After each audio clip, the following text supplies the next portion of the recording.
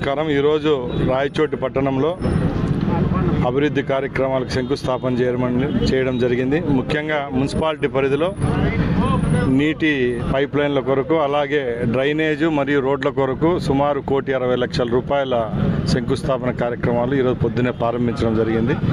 ముఖ్యంగా కూటమి ప్రభుత్వం ఏర్పాటైన తర్వాత ముఖ్యమంత్రి చంద్రబాబు నాయుడు గారు అన్ని మున్సిపాలిటీల్లో ఈ 4 సంవత్సరాల్లో తాగునీరు అందించే విధంగా అమృత్ పథకం ద్వారా నీళ్ళు అందించేదానికి కార్యక్రమాలు చేపట్టడం జరుగుతూ ఉంది.